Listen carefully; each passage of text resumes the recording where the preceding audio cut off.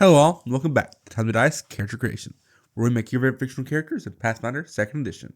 Today, we're diving into a classic, Pit from the Kid Icarus series. As the personal guardian of Palatania, the goddess of light, and the esteemed captain of her royal army, Pit stands as Skyworld's stalwart defender. Despite being an angel, he lacks the ability to fly unaided, relying instead on Palatina's divine power for temporary flight. Armed with the 3 sacred treasures, Pit battles to protect his realm and beyond. So beware of spoilers, and without further ado, let's get started. So what do we need to make this angelic warrior? Well, first, we need Palatina's bow, a divine weapon capable of splitting into twin blades for close combat. Versatility is the name of the game, letting Pit seamlessly switch between ranged and melee attacks. We will be using the combination whip, the Crescent Cross, for this. Next, we need the 3 sacred treasures. That's kind of like 3 goals in one. The Arrow of Light tears through multiple enemies with divine precision. The Mirror Shield reflects incoming attacks back at foes. And the Wings of Pegasus finally grant Pit the unlimited flight he was always denied. Lastly, as the commander of Palatina's army, we need a couple of abilities that will empower our loyal soldiers, ensuring they fight bravely by our side. For our Ancestry, despite his looks, Pit isn't exactly human. He's an angel. Unfortunately, Pathfinder doesn't really have a true angelic ancestry. The Nephilim heritage is the closest we can get, and since it still requires a base ancestry, and Pit looks more like a human than any other race, we're stuck picking human. This gives us 8 hit points, a medium size, and a 25-foot movement speed. We get an attribute to strength and dex, perfect for a nimble warrior like Pit, but more importantly, we grab the Nephilim heritage, which grants us low light vision, and, most critically, access to the powerful Nephilim ancestry feats down the line. For our background, if being the personal bodyguard of the goddess of light doesn't qualify for the guard background, then I'm not sure what does. This background grants us a boost to dexterity and charisma, as well as some training in intimidation and warfare lore. While Pit's cheerful demeanor might make it easy to overlook, he is a seasoned warrior who has battled some of the most fearsome monsters and gods the underworld can throw at him. To top it off, we'll pick up the quick coercion skill feat, letting us intimidate opponents with a single round instead of waiting a full minute trying to look scary. Pit is the classic warrior who channels divine power, which would normally make him a cleric or a champion. But, given his direct connection with Palatina, and the fact that he can go head to head with literal gods, I think the Exemplar class fits him even better. Exemplars get 10 plus their Constitution modifier hit points per level, because if you're going to be targeted by the embodiment of all evil, you'd better have the health to tank at least a couple of hits. No hit runs aren't really a thing in Pathfinder. For defenses, we're trained in perception because, well, Pit isn't the most observant. And we get expert in fortitude and will saves, making us resilient against both physical and mental attacks. Skill-wise, we get training in religion for free because, besties with a goddess. But we also get acrobatics for aerial maneuverability, diplomacy for leading armies, and nature, because when you fight sentient vegetables, you might as well understand them. Weapon-wise, we're trained in all simple and martial weapons, so while Pit primarily uses bows, he's also capable of handling cannons, clubs, staves, and even claws. As for armor, we get training in up to medium armor, but you'll probably want to stick with light or none at all, so that our dexterity can really shine. Speaking of dexterity, let's break down Pit's attributes. Dexterity is our top priority, maxed out to ensure that we can dodge attacks and land precise shots with our bow. Strength is at a +2, to make sure our melee strikes still pack a punch. Constitution is at +1, not a ton, but just enough to keep us from getting one shot. Intelligence and Wisdom, both sit at 0. Look, Pit's got a good heart, but he's not exactly a mastermind. And, for the love of Palatina, do not eat floor ice cream. It will not heal you. Finally, Charisma sits at a +2, because as the commander of an army, Pit needs to inspire his troops and rally his allies. Exemplars start off with 3 powerful icons, which we'll use to replicate the 3 sacred treasures. Starshot serves as our arrows of light, adding 1 spirit splash damage to every attack we make, and with the Transcendence ability, we can strike all creatures within a 5-foot burst, perfect for mowing down swarms. But if we target something bigger than us, which is, let's be honest, most things in the Kid Icarus universe, they take a -2 penalty to their saving throw to avoid the hit. Mirrored Aegis functions as our mirror shield, granting us and allies within 15 feet a a +1 status bonus to our AC. This stacks with the usual circumstance bonus from raising a shield, making Pitt and his allies even harder to hit. Thousand League Sandals increases our speed by 10 feet. It's not quite the wings of Pegasus, but considering Pitt doesn't get flight until the very end of the game, we'll get there soon enough. We also start with the Humble Strikes feature, boosting damage with simple weapons, and the Shield Block feature to reduce incoming physical damage as long as we have our shield raised. For our feats, the Angel Can Ancestry feat trains us in society and lets us speak Empyrean, while the Sanctified Soul class feat makes any spirit damage Pitt does holy damage, making it even more devastating against creatures of the underworld. At level 2, we grab the Leap the Falls class feat, which grants us the powerful leap and quick jump skill feats, provided we're wearing our Thousand League Sandals. After all, if you're the only angel without flight, you'd better at least be amazing at jumping. And since Pitt calls Skyworld his home, it makes sense to pick up the Catfall skill feat, reducing any fall damage we take based on our acrobatics proficiency. This ensures that if we ever take a tumble from Skyworld, we'll at least land on our feet, ready to keep fighting. At level 3, we pick up the Toughness feat, granting us bonus hit points and reducing our recovery check by 1, making us tougher both in combat and after we go down. We also get our first epithet at this level, the Brave. This gives us training in athletics, as well as letting us stride toward an enemy whenever we use a Transcendence ability. It's perfect for closing the gap and providing support when our comrades need it most. At level 4, we gain the Twin Stars class feat, allowing us to convert a one-handed weapon we wield into 2 identical weapons with a twin trait. This means we can transform our bow into twin blades for melee combat, giving us a little bit more versatility. We also grab the Courtly Graces skill feat, ensuring that Pitt knows how to act when in the presence of divinity. Now, whether or not he actually follows that advice is a whole different story. At level 5, we get Weapon Expertise, increasing our weapon proficiency to Expert. It's not the flashiest of upgrades, but it's an essential one for making Pitt even more formidable in combat. While we've built Pitt into a solid warrior thus far, we can't really forget his role as a leader. The extra planar Supplicant feat allows us to cast Bless once per day, empowering our allies who follow us into battle with a +1 status bonus to attack rolls. After all, what's the captain of an army without the strength and loyalty of his troops? At level 6, we start enhancing our Mirror Shield further with the Bastion dedication. This grants us the Reactive Shield feat, allowing us to raise our shield as a reaction instead of an action. Just keep in mind, if we use our reaction to raise a shield, we won't have a reaction left to actually shield block. Man, if only there was a way we could get an extra reaction each round. That would be so helpful. We also pick up the Titan Wrestler skill feat at this level, allowing us to apply our athletics maneuvers to creatures larger than us. This is perfect for taking down those big bosses, making us a real threat even against towering foes. At level 7, we'll pick up Incredible Initiative. It sharpens our reflexes, granting us a +2 status bonus on all initiative checks, helping us act faster in combat. Spirit Striking works like most martials' weapon specialization feature, but instead of a physical damage boost, it enhances our physical strikes with extra spirit damage. This makes us even more effective at smiting Medusa's forces with divine might. We also get Unassailable Soul, increasing our will saves to master, and upgrading any successful will saves into critical successes. This makes us much harder to mentally control or affect.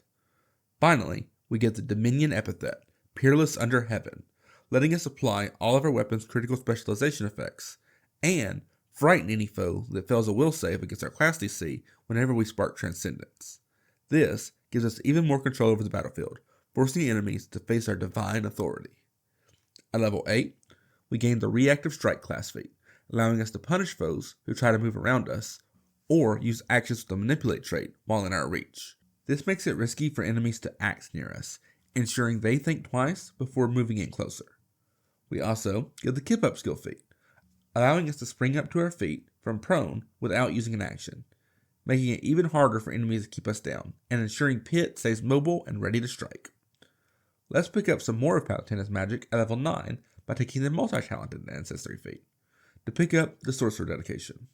Right away, this gives us 2 cantrips from the Divine Spell list. Guidance will let us boost one of our allies' rolls on their next turn, and Forbidding Ward will allow us to protect a single ally against a single enemy for up to a minute as long as we sustain it. And if that's not enough Divine Blessing for you, Palutena also blesses us with a host of proficiency increases. Divine Premonition increases our reflex proficiency to expert. Godly Expertise does the same for our reflex saves. And Perception Expertise does the same for our perception score. At level 10, we take to the skies with the Journey of the Sky Chariot class feat, allowing us to activate the Wings of the Pegasus. This gives us a fly speed equal to our land speed for 10 minutes, finally granting Pitt the ability to soar through the skies as he was truly meant to. To help with those aerial somersaults, we're also going to pick up the Aerobatics Mastery skill feat. This gives us a +2 circumstance bonus to all acrobatics checks to maneuver in flight, and allows us to attempt multiple aerial maneuvers simultaneously. Pitt can now truly dominate the skies while effortlessly dodging attacks and closing in distance in battle. At level 11, we'll pick up the Sacred Defense skill feat, allowing us to call on Palutena's divine aid. By attempting a religion check, we can gain temporary hit points, ensuring that we can always push on just a little bit further when the battle gets tough. It's a divine safeguard that keeps us fighting even when the odds are stacked against us. Our Mirror Aegis at this point really only resembles the Mirror Shield in name, so at level 12, we'll fix that by taking the Mirror Shield class feat. Now, when a foe critically fails a spell attack roll against us, rather than just ignoring the spell, we can also use our reaction to turn that spell back on the target, using our ranged attack proficiency. We also get the Bon Mot skill feat, to use our diplomacy check to hoard enough of an opponent's attention that they take a penalty against will saves. We don't really have that many will save options, besides maybe demoralizing a foe, but this gives us an option to support our more magically inclined allies. At level 13, we'll pick up the Divine Wings Ancestry feat. While this doesn't offer anything new beyond what Journey of the Sky Chariot gives us at level 10, it does allow us to take to the skies no matter which icon is currently empowered. However, if we do this, we won't be able to activate our epithet abilities tied to Transcendence actions. Level 13 also provides some impressive proficiency boosts. Burnished Armor Expertise increases our armor proficiency to expert, Divine Weapon Mastery increases our weapon proficiency to master, and Greater Unassailable Soul not only raises our will proficiency to legendary, but also reduces all critical failures to normal failures, and halves the damage we take from any failed will saves, making Pitt even more resilient against mental and emotional attacks. At level 14, we'll pick up the Infinite Blade Celestial Arrow feat, which makes all of our strikes deal damage not just to the target, but to 2 adjacent enemies, equal to the number of damage dice. This is perfect for hitting multiple foes at once. Additionally, we can activate the Transcendence ability, Heaven Reigns Unending, allowing us to make a strike against all visible creatures in a cone in front of us with only a -2 penalty. This is a powerful area of an effect attack, perfect for clearing out crowds. For our skill feat, we'll choose Rapid Mantle, letting us quickly pull ourselves onto ledges and back onto our feet, perfect for getting around the aerial archipelago. At level 15, we'll pick up the Fleet feat, increasing our movement speed by 5. And the Mortality Reforged feature increases our Fortitude saves to master and increases all successful Fortitude saves into critical successes. Greater Spirit Striking increases the damage boost we got from our Spirit Striking feature. And finally, we get access to our Sovereignty epithet, letting us pick up the Healer of the World epithet. This lets us stabilize all foes within 30 feet whenever we use Spark Transcendence, as well as giving our non-dying enemies 10 temporary hit points. Pitt's not really a healer, but consider this a bit of divine magic mixed with encouraging words to spur allies onward. At level 16, we grab the Reflexive Shield feat, which allows us to apply our bonus from our shield not only to our AC, but also to our reflex saves. This also lets us shield block non-physical damage that results from a reflex save, although we still can't reflect fireballs or similar effects with our mirror shield. This feat provides some added versatility, making Pitt even harder to hit no matter what the type of attack is. We also get Divine Guidance, which allows Pitt to spend 10 minutes in conversation with Palutena, gaining relevant information about his current situation. At level 17, we pick up the Eternal Wings feature, making Pitt's flight speed permanent. This removes the need to call on Palutena's aid for aerial mobility, allowing us to fly freely at all times. Additionally, we unlock Deific Mastery and Perception Mastery, boosting both our Class DC and Perception modifiers to Master, ensuring Pitt remains sharp and effective in battle, both in terms of awareness and power. At level 18, we'll enhance Pitt's defenses again with the Quick Shield Block feat, granting us an extra reaction each turn that we can only use to shield block. This gives Pitt even more ways to protect himself and his allies from incoming attacks. We also get the Cloud Jump skill feat, Tripling the distance, Pitt can long jump, making full use of his wings even when flying isn't an option. Feather Step at level 19 lets us step around the battlefield regardless of difficult terrain, meaning we don't have to sacrifice mobility in order to avoid reactive strikes. And when we do get hit by a reactive strike, Burnished Armor Mastery helps us avoid damage by increasing our armor proficiency to Master. Finally, at level 20, we gain the Reach for Immortality class feat, which doesn't do much besides giving us immortality, making us seize aging. And the first time each day that we would die, we instead pop back up with half our hit points and our weapons in hand. So, not much. And for our final seal feat, we get the Rolling Landing feat, so that if something does manage to knock us out of the sky, not only do we ignore fall damage, but we can also convert that into free movement. Alright, now that we're finished the build, let's take a second to cover some of the pros and cons. First off, did I mention we could fly? Seriously, a fly speed equal to our land speed at all times, mixed with our primary weapon being a bow, will allow us to cheese a lot of fights. Next, we are incredibly well-rounded.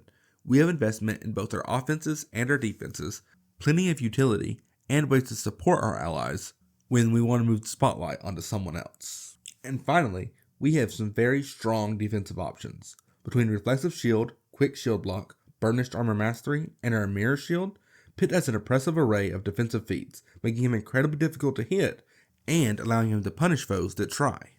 For our cons though, we're not exactly pumping out the damage. Most of our offensive investment allows us to do damage to multiple foes, rather than doing additional damage to a single foe, or even inflicting conditions. This means that while we excel at crowd control, single target fights can get us in way over our head. We also spend a little bit too much investment on being a jack of all trades, meaning we are definitely a master of none. We can do a little bit of everything, but we don't truly specialize in anything, meaning while we can definitely contribute to fights, we're not going to be in the spotlight all too often. And finally, while the Crescent Cross gives us an amazing way to switch in between melee and ranged combat, the fact that we have to spend an action to switch between them, plus take another action to split our blades, plus at least 2 more actions if we actually want to use our shield, we may start running into problems with action economy. And by may, I mean we definitely will. And that's how you build Pitt in Pathfinder 2e. With divine blessings, unlatched agility, and the perfect balance of ranged and melee combat, this angelic warrior is ready to take on the forces of darkness, or at least try his best while Palutena does all the real work. Whether you're leading an army, dodging attacks, or reflecting spells back at your enemies, this build captures Pitt's heroic, if slightly reckless energy. If you enjoyed this build, be sure to like and subscribe, and let us know who you'd like to see next. Until then, keep rolling high, and we'll catch you in the next one.